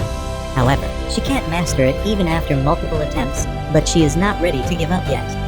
Back at the inn, Yui says that she has known Silica since childhood, and she has always been hailed as a genius with an enormous amount of mana. However, that is not the only thing that makes her so powerful as a mage. Yui remembers the time she saw Silica practicing her aim relentlessly despite failing badly every time, and she says that the most special thing about her is that she never gives up until she achieves her goal. Silica displays that same commitment and determination in her current practice as well, and she keeps trying her new spell until she manages to cast it successfully. However, as she gets excited because of her success, she slips and the spell goes out of control once again, ending in an explosion. Silica gets drenched after falling into the pond, and she is disappointed at her clumsiness. She decides to head back home for today, when suddenly, she hears something approaching her. She gets ready to fight in case it is a monster, but surprisingly, it is just Daggers. Dagas tells her the story about what happened at the shop, and how the old man pulled out a legendary shield made from the most durable materials in the world to thank him. He said that no ordinary person could use it, but still Karen and his minions come to pester him about it each day. The shopkeeper told Dagas that he could possibly use the legendary shield, but before he gave it to him, he had a condition. He wanted Dagas to investigate the mysterious explosions in the forest that were terrorizing the people in the city. He wanted him to find if there was a monster or a demon behind the explosions and stop them to earn the shield. And that brings Dagas here. Silica is not happy being compared to a monster or a demon, but Dagas tells her to look at what she did. Silica turns around and is horrified when she finds that the entire lake has evaporated as a result of her spell. Anyway, Dagas takes her to the shopkeeper to tell her that he resolved the problem, and Silica apologizes profusely before telling him that she repaired the lake with her magic. The old man just laughs at this and says that it is all good since no real damage was done. He then tells Dagas to take the shield as per their agreement. Dagas says that he didn't even resolve the problem, but the old man trusts him enough to leave the shield in his care now. Dagas accepts the shield and later, he shows it to his friends. Silica also tells them that she created a new spell, and everyone is excited on hearing about their progress. Lloyd wants to catch up to them, and even Cross starts feeling pressure to improve. However, Yui tells them that there is no point in hurrying things, and they should do things at their own pace. The next day, Cross decides that he also needs to do something to get stronger, because Dagas and Silica have already produced results. He has already done maintenance on his bow, and is training hard as well, but he knows that it is not enough to make him improve suddenly. As he wonders what can he do to become better, he bumps into a young archer who is running to the guild in a hurry. Cross helps him get up, and then sees his adventurer tag. The boy asks him if he is an adventurer too, and when Cross affirms, he requests him to join his party. In the end, Cross can't say to the puppy eyes of the boy named Lin, and he joins his party for one mission. They go to the guild, where Cross asks Lin why doesn't he already have a party because archers are not suited to go solo. Lin goes silent on hearing this question, but the other adventurers start mocking him, saying that he found a new guy to latch onto. They say that he will always remain an E-ranked adventurer, and will just drag down the people who are teaming up with him. Cross now understands why Lin was so desperate earlier, and the boy immediately apologizes for making him join his party. However, Cross assures him that it is fine because he is also stuck at his rank. Lin gets happy to hear this, as he thinks that he finally found someone who understands him.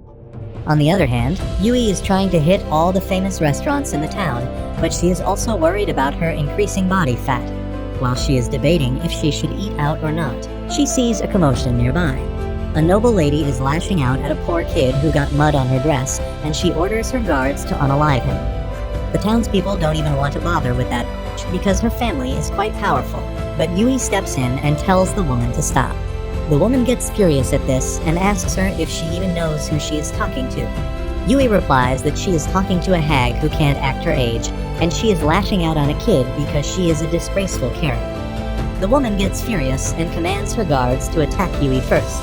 Meanwhile, Yui tells the boy to run away and then summons her sword to block the attack from the guards. Everyone is shocked at seeing a sword come out of nowhere, but the woman tells them to keep attacking her. At the same time, Cross and Lin go to the forest where they spot a group of red slimes. Cross thinks that even an E-rank adventurer can take down the red slimes, and he decides to assist him. He immediately summons his bow and arrows out of his storage spell, and Lin freaks out on seeing this. He asks Cross how he did that, and he pretends that it is the only spell he is good at. Anyway, Cross destroys some slime cores with his precise strikes, and Lin is impressed. Cross tells him to attack the slimes too, and he immediately takes aim. However, Lin's aim is so bad that even the Stormtrooper Academy will not take him in, and Cross realizes that it is going to be a long day for him. Meanwhile, Yui is toying with the woman's guards and treating them like warm-up. While the woman is going mad with each passing moment, the townspeople recognize Yui as an S-rank adventurer and realize that the guards can't beat her. However, the noble woman has her mage hiding among the crowd, and she signals her to trap Yui using magic. The mage casts a spell that ties Yui in chains, draining her mana and stamina. She can't break free from the spell, and the woman orders her guards to kill her.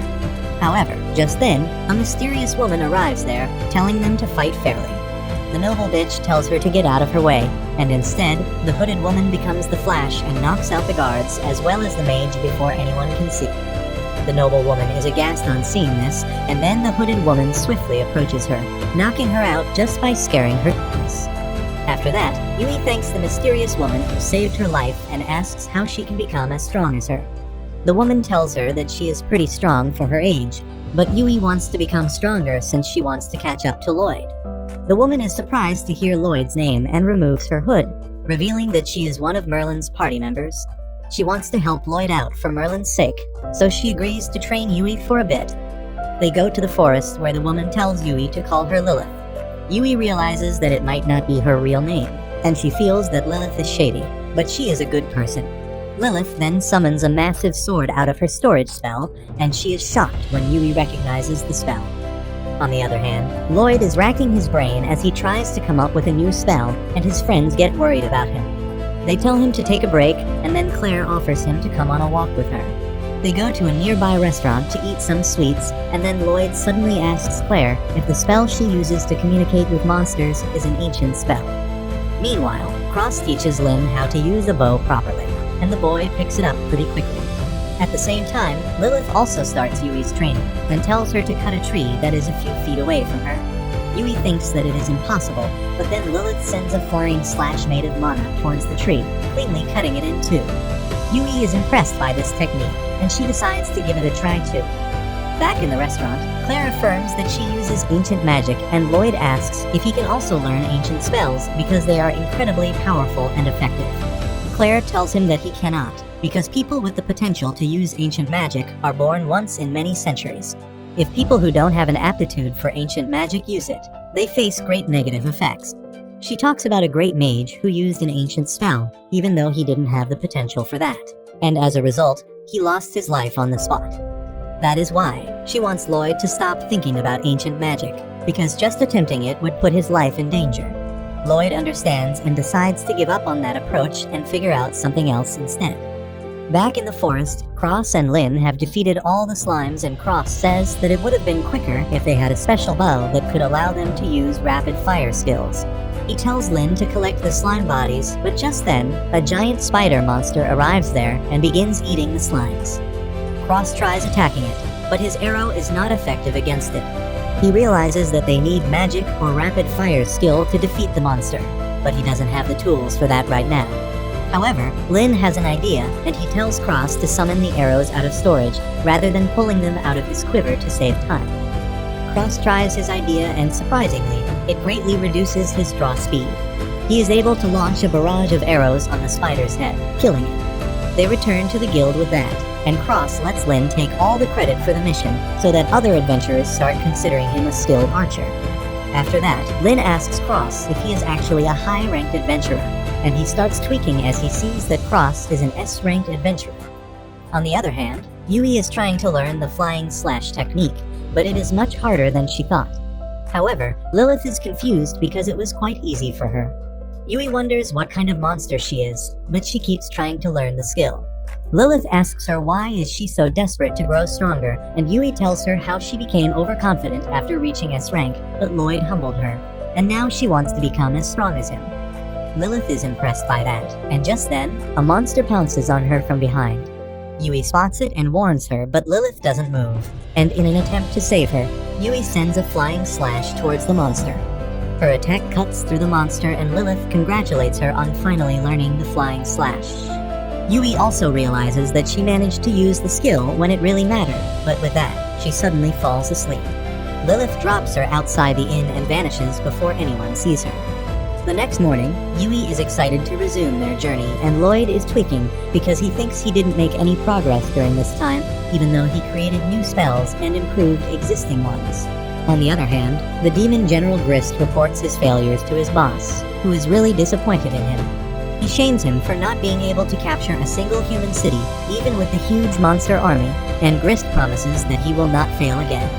His boss, probably the Demon Lord, commands him to find Claire before anything, and he accepts the order. Once outside the castle, Grist begins throwing a tantrum because he doesn't have a single lead. But just then, Michelle, the mastermind behind the previous attack, shows up.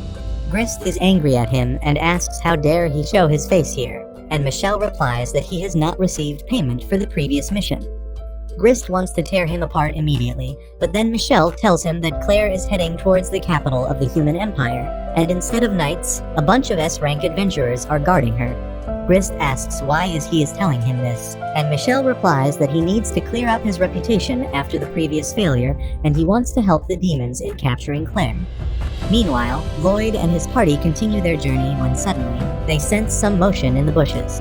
They get alert, but luckily, it turns out to be just a bunny. To be sure, Lloyd uses his search spell and finds that there are no demons nearby. They decide to take a break after that, and Lloyd starts staring at Yui like a creep.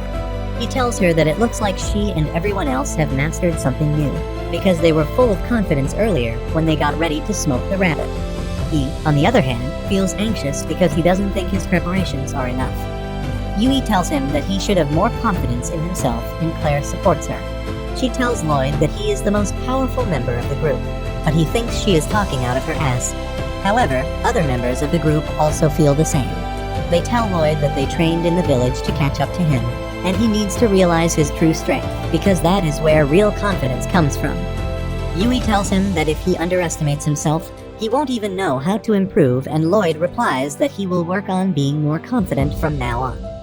On the other side, Merlin decides to visit an old friend who lives in a castle. The guards stop her from entering, so she uses magic to brainwash them and enters the castle. But she knows that most of it is an illusion. She soon reaches a wall and dispels the illusion cast on it to reveal a door. But just as she is about to knock, the door opens and a furry pulls her in. Merlin asks the furry named Ryan how did she know she was here, and she replies that she could smell her magic power. Anyway, Merlin gets to business and inquires about the Demon Kingdom. Ryan tells her that the son of the previous Demon King's son runs the magic kingdom of demons, but they can assume that this generation of demons is not as strong as the previous one. After that, Merlin starts praising Ryan's research, but she believes that Merlin is much more amazing because she can cast magic without incantation, and she invented many new types of spells by studying ancient magic. However, Merlin is not here to talk about herself. She pulls out an ancient magic book from her storage spell and asks Ryan to analyze it. She wants to know if they can use this half-book to seal the Demon Lord, which makes Ryan worried because that means the Demon Lord can revive. Back in the forest, Lloyd and others decide to be more careful because it is about to get dark soon. Lloyd decides to do one wide-range scan of the area, but something interferes with his spell. Suddenly, a thick fog starts filling up the area unnaturally, and when Silica tries to disperse it with magic, she finds that she can't even summon her staff. Lloyd remarks that it seems the work of demons who are manipulating the mist with magic to prevent them from using their weapons. They immediately start running towards the village to get out of the fog, and Yui says that if the demons are blocking magic with the fog, they won't be able to find them either. Lloyd replies that they might have some hidden means to find them, and even if the demons fail, there is the danger of monsters attacking them. At the same time, Ryan finishes analyzing the book, and she tells Merlin that it still has traces of magic left behind by their friend Sybil. Merlin gets bittersweet feelings on hearing that, and she says that it is the final message of Sybil. She then asks Ryan if she remembers the orphan named Lloyd whom she adopted, and reveals that he once touched the book and turned out that he is compatible with ancient magic.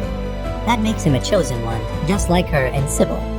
Ryan says that it is still not easy for people to use ancient spells until they hit the peak of their profession, and Merlin says that she trained Lloyd hard so that he would become powerful. However, she failed to understand his emotions, and he ran away from the house to become an adventurer. She states that right now, Lloyd is escorting the Beastman Princess to the capital, and she came here to see him again because she misses him terribly. On the other hand, Lloyd and his friends reach the village, but it is also covered in fog.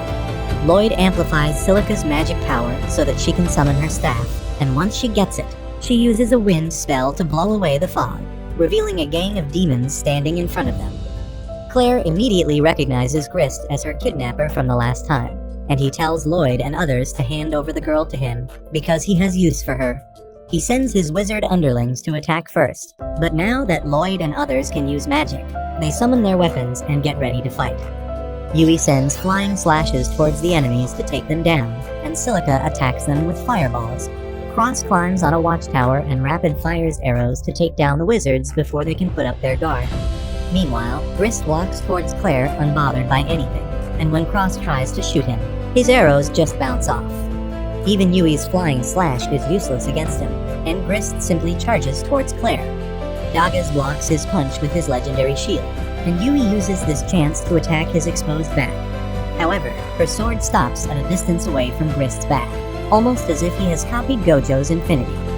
Lloyd realizes that he is releasing magic power to make it work as an invisible armor, and Grist decides to deal with him first because he seems the smartest guy here. He jumps up to attack him, but Silica attacks him with her new spell. Even that doesn't do much damage, and Grist moves behind Lloyd and others while the smoke clears.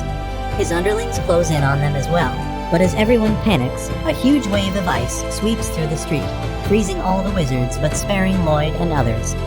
It was cast by a beastman who is here to save Claire, and he is not the only one assisting Lloyd's party. The green-haired spy named Will is also there, and he confronts Michelle, who is behind spreading the fog. While the two of them talk more and fight less, the beastman climbs down from his perch and heads towards Claire. He declares that all adventurers are useless, but he will give them a pass this time since they kept Claire safe. She immediately runs towards the guy and introduces him as her childhood best friend and the ice crystal hero, Syrian. Yui has heard about Syrian and his foul manners, and his behavior only proves that the rumors about him being a mannerless brute are true. However, he folds whenever Claire scolds him, and the girls get a bit curious about their friendship. Just then, Grist breaks free from his ice prison, and everyone gets ready to fight him, but Syrian tells them to stay back because he will deal with this bastard himself. He kicks the ground and sends an ice wave to freeze him, but Grist breaks free of that easily. He kicks some ice crystals towards Syrian, who catches them easily and launches an intense attack on him. While Grist initially evades all the attacks, he starts having trouble as the battle goes on. Syrian goes batshit crazy with his attacks, but Lloyd thinks that he is not fast or skilled enough to stop Grist from counterattacking. Suddenly, he notices that Grist is taking cold damage because he is not using his magic armor. This makes him realize that something is fishy, and he warns Syrian to be careful. However, this arrogant douchebag refuses to listen to an adventurer, and that turns out to be his worst mistake. During the battle, Grist was compressing magic in his fist, and once he has charged up enough magic power, he leaps towards Syrian to finish him. Lloyd immediately warns everyone to take cover, and as Syrio and Grist clash, a huge explosion rocks the place. When the explosion fizzles out, Lloyd uses his search skill to confirm that all the members of his party are safe, but he can't notice where Claire and Syrian are. He gets an answer to one half of his question as he sees the unconscious Claire with Grist, who declares that he is going to take her away with him. Just then, a huge floating ship arrives there, and Grist grabs onto it and flies away, with Lloyd and his friends just watching helplessly. As Lloyd watches Claire getting taken away, Syrian comes out from the rubble. Despite being injured, he creates an ice pillar to take him to Claire. However, the moment he is about to grab Grist, his powers run out and the ice pillar shatters. Syrian begins falling to the ground, and Lloyd immediately tells Silica to use wind magic to make him land safely. As soon as Syrian lands on his feet, he gets ready to attack again, but Lloyd stops him, telling him that they can't do anything against an enemy in the sky. Syrian tells him to piss off, but then he notices that his injuries have been healed. Lloyd says that he did it, confusing Syrian because he didn't even notice him cast a spell. Yui and others also gather around and ask Lloyd what they should do next, and he tells them that he has a plan. Syrian, however, refuses to listen to him, but everyone tells him that he can't do anything in this situation, and he should trust Lloyd because he is much smarter than anyone else here. Syrian is irritated, but in the end, he agrees to cooperate with them so that they can rescue Claire. Meanwhile, Grist is really happy with how their mission turned out, and he credits the flying ship for that. He tells Michelle that he should have brought out the ship during their previous attack at Ishtar City. Michelle replies that he didn't even have the prototype ready back then, but now he has acquired a power source that can move such a giant machine. He then shows the power source to Grist and tells him that it is a fragment of the previous Demon Lord's body. Grist is shocked to hear this, and Michelle explains that the previous Demon Lord blew himself up, but he managed to find a fragment of his body that still contained his mana. He developed a device to extract that mana and use it to power this ship. Grist is not happy that he is using their respected Demon Lord as a battery, but Michelle laughs, saying that he is a scientist at heart and likes to discover new things. Just then, his ship's alarm rings and Michelle immediately goes to the control panel to see what is happening. He finds that Syrian is creating ice blocks and using them as stepping stones to jump towards them, and Lloyd's party is following in his footsteps. Syrian is really impressed that Lloyd has created anti-gravity magic, but Lloyd tells him that it is only a short-range spell and they need the footholds to reach closer to the ship. They soon reach the ship and summon their weapons from storage, but Grist also comes out to face them. He is confident that he can beat everyone just like he did the last time, but this time, Lloyd casts powerful buffs on everyone. Syrian attacks Grist first, but once again, his magic armor blocks everything. However, Lloyd sneakily casts another spell on Grist and then signals his friends to attack.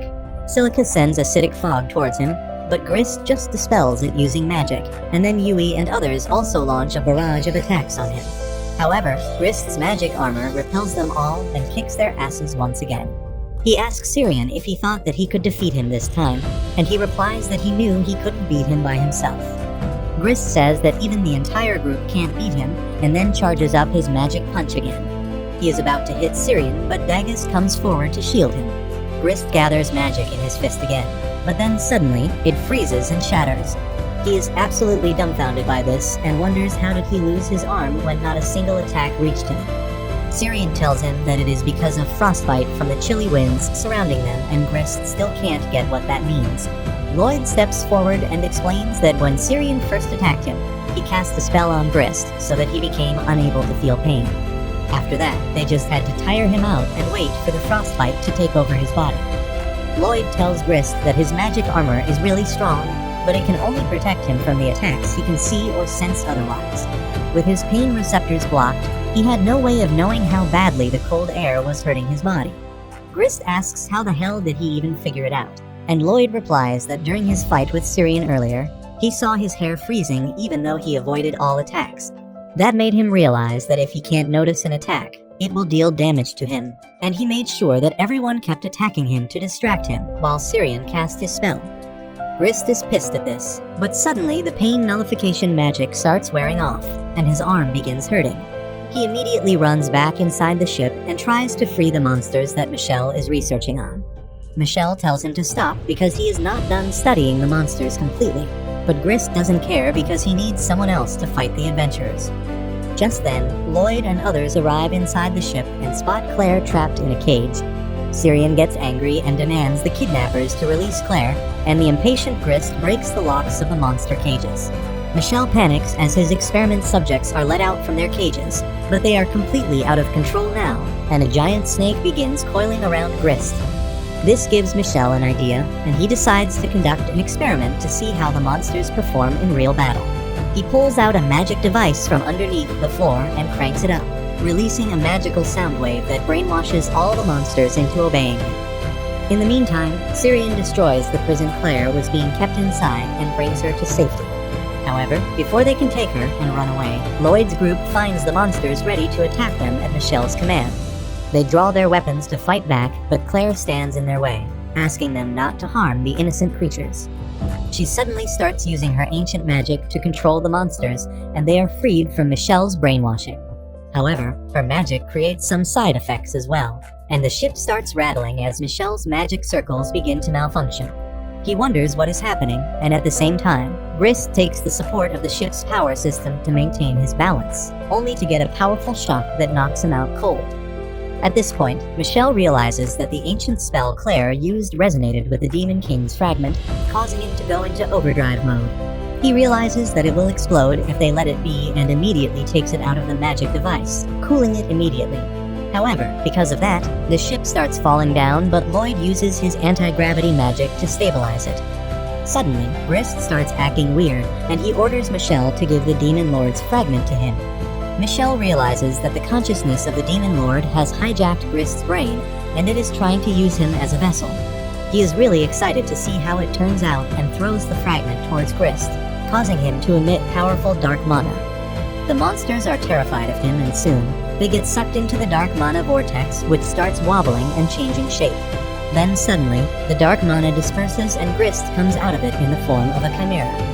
Everyone is horrified to see this, but Michelle is really thrilled because everything is an experiment to him. However, Grist has completely lost his mind, and he attacks him first, ending his life on the spot. But like a true man of science, Grist is happy about his discoveries till the last breath. After that, the Chimera turns its attention towards Lloyd and his group, and they are not sure if they can beat it. Meanwhile, Merlin is heading out of Rion's castle when she suddenly finds Will in front of her with an urgent report. Back in the ship, as the monster attacks them, Lloyd buffs up Daggers to block its attack, and Daggers realizes that he can't block more than a couple more hits. Everyone else decides to evacuate the ship because they are still falling rapidly, but then the Chimera jumps over them and blocks the exit. Sirian summons his ice sword to fight it, but Claire stops him, telling him that there are innocent creatures inside the Chimera and they shouldn't hurt them. While Sirian is a simp and accepts Claire's request, Yui and Cross start blasting the Chimera with their long-distance attacks. However, the Chimera breathes fire and wind out of its mouths, creating a fire tornado that deflects their attacks, and Lloyd starts panicking as he wonders how to get out of this situation alive. At the same time, Merlin and Will teleport to the area where Lloyd is, and Merlin feels dizzy because Will has designed the teleportation potion just for himself. As soon as she calms down, she uses the search spell to detect the location of the ship and shares it with Will. He drinks another bottle of the teleportation juice to reach their location.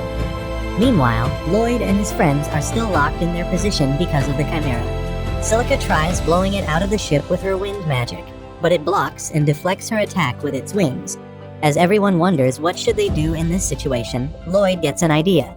He tells everyone to stick to the ship's walls and then asks them to put their weapons back in storage because he is going to release his gravity magic that is stabilizing the ship. Everyone listens to him and puts their weapons in storage, and then Lloyd stops his gravity magic, causing the ship to tilt to one side. The Chimera falls to the bottom, unable to reach them, and everyone quickly runs outside using this chance. Lloyd is the last one to leave, and the Chimera breathes fire at him, but he blocks it using a barrier before joining his friends outside. He then asks Sirian to create an ice block for them to stand on, but just then, the Chimera comes out of the ship and destroys the ice block with its fire breath. Lloyd grabs Silica and Yui as he commands everyone to jump, and they decide to follow his reckless orders because they don't have any other choice. Everyone jumps out of the ship, and Lloyd tells Sirian to create an ice block now. He obliges, and once everyone lands on the ice block, Silica pulls out her staff, recalling how she saved Sirian from falling to death earlier. She asks Lloyd to amplify her magic, and he tells her to wait for the right moment, because if she is too early, they will all die. Silica waits for the right chance, and just as they reach close enough to the surface, Lloyd tells her to use the wind spell. Silica manages to slow down the fall of the ice block with her spell, buying everyone enough time to jump down to safety. Everyone thanks Silica for saving them, and she replies that it was only because of Lloyd. As Lloyd acts modest as always, Sirian begins to talk about how he always fought alone, because he thought that other people would only drag him down. However, Lloyd changed his mind about that, and now he wonders just what kind of guy he is. Just then, the ship comes crashing down right on top of them, and they manage to get away from the crash course with just seconds to spare. The ship explodes as it hits the ground, and Claire begins to cry for the innocent monsters that were trapped inside it. However, the Chimera is still alive, and as it comes out of the rubble, it suddenly grows in size and strength. Everyone is terrified of it, and Lloyd tells them to move to the forest because they will be safer there. At the same time, Merlin and Will teleport near them, and Merlin quickly locates Lloyd's group. She finds that they are hiding in the forest and talking about something, so she decides to get closer. Meanwhile, everyone is wondering what is the Chimera and why is it chasing them. Lloyd thinks that it was Claire's ancient magic that awakened the Demon Lord's fragment, and it began looking for a body. It possessed Grist, but since that was not enough, it absorbed the monsters to make itself even more powerful. As for the reason it is following them, Lloyd believes that Grist's consciousness is still within the Chimera, and he is still trying to capture Claire. Merlin and will reach their location just then, and they hide in the bushes to listen to Lloyd's plan. Gagas suggests that they hide Claire with concealment magic, but Lloyd believes that the Chimera won't stop following them. Sirian says that their only option is to kill it, but Claire doesn't want that. Everyone wonders if there is a way to save the monsters, and suddenly, Lloyd comes up with the idea to make Claire sing to the Chimera again. He believes that if he boosts her power and she conveys her feelings to get the monsters out of the Chimera, it can work. Sirian doesn't think that is a wise idea, but Lloyd is confident that it will work. Claire is happy that there is hope to turn the monsters back to normal, and she agrees to go with Lloyd's plan. However, just as they get ready to execute their plan, Merlin steps out and tells them to stop. Lloyd is shocked to see her, and Merlin tells him that he should stay away from ancient magic. He replies that he knows that, but Merlin tells him that he doesn't know shit. She says that ancient magic is dangerous, and anyone who gets involved with it has to pay the price. However, Lloyd tells her that Claire can use ancient magic, and with his support, she can save the day. Merlin is taken aback to see that her student has finally grown balls to speak back to her. Lloyd tells her that after he left her and met his friends, he realized that if he remains ignorant about his power, he will never grow stronger. He believes that he can clutch this scenario, and Merlin replies that she taught him never to be overconfident. Lloyd tells her that it is not overconfidence because now he knows exactly where he stands and how hard he has to work to grow stronger. Just then, the Chimera arrives there, and Lloyd leads his friends to face it while Merlin just stands at her place. She tries to convince herself that Lloyd will only support Claire's ancient magic and never use it himself to bring about another tragedy. But deep down, she knows that she can't stop him forever. On the other hand, Lloyd uses his support magic to buff up Syrian, who attacks the Chimera with an icicle rain. As the monster gets distracted while trying to block it, Lloyd climbs on its shoulder and uses his staff as an antenna to channel Claire's song directly into the monster's body. As he amplifies and channels the song into the Chimera's body, Lloyd feels a strange sensation, but he powers through it. The ancient magic of the song starts affecting the Chimera, and a black hole opens above it. Merlin is stunned on seeing this because only she knows what it means. But Lloyd is not even aware of the black hole as he makes sure that Claire's song works. The Chimera starts glowing and disintegrating, and the monsters drop out of it one by one, but the black hole begins absorbing the rest. Lloyd realizes it too late, and as he is celebrating their success, he suddenly finds himself and Grist being sucked into the black hole. His friends are shocked by this, but Merlin realizes that it is backlash from the ancient magic that is pulling Lloyd towards it. Soon, Lloyd and Grist vanish into the black hole, and Lloyd doesn't even realize what is wrong until he notices Grist's body disappearing. He then begins to wonder where he is, and suddenly, he finds his own body floating around. As he questions what is going on, he hears a strange voice, telling him that his body and mind are being slowly ripped apart. Lloyd asks if this is because of the ancient magic, and the voice affirms. Everyone outside the black hole is also able to hear it, and Merlin recognizes the voice because it belongs to Sybil.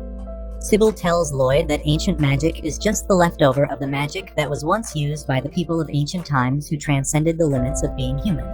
They developed magic that could change the laws of reality itself, but in the long run, their power brought chaos and destruction. Sybil suddenly materializes in front of Lloyd, telling him that the ancient people realized the dangers of their power too, and before the world could be completely ruined, they banned the use of ancient magic. However, they knew that there would come a time when such powerful magic would be needed, and they created a method to allow rare people to be born with the ability to use ancient magic. And to prevent anyone else from using ancient magic, the ancient people cast a spell on the entire world that destroyed anyone other than the inheritors of ancient magic if they tried to cast it. Lloyd has heard that story before, and he recalls that there was one man who used ancient magic even though he did not inherit it. Sybil declares that it was he who used ancient magic against the demon lord. Lloyd is shocked to hear this, and Sybil says that he and his friends were able to push the demon lord to the brink of defeat after a very hard battle. However, they relaxed their guard as they saw themselves winning, and that was their biggest mistake. Realizing that he was going to lose anyway, the demon lord decided to blow himself up, destroying the nearby city as well as Sybil's party members. On seeing this, Sybil used the forbidden ancient magic to bring back everyone at the cost of his own life. This time, Lloyd used the ancient magic accidentally, and now he is being taken away. The ground under them suddenly starts to darken, and Lloyd sees his body sinking. He panics, and Sybil tells him that there is still a chance for him to return. Lloyd asks how can he do that, and Sybil tells him to listen to his heart. As soon as Lloyd touches his chest, he remembers his friends, and at the same time, they call out his name, showing him the way out of the black hole. Lloyd follows their voice to go outside, and Sybil vanishes with a smile on his face after having completed his final task. Lloyd falls out of the black hole just as the sun rises, and his friends hug him tightly.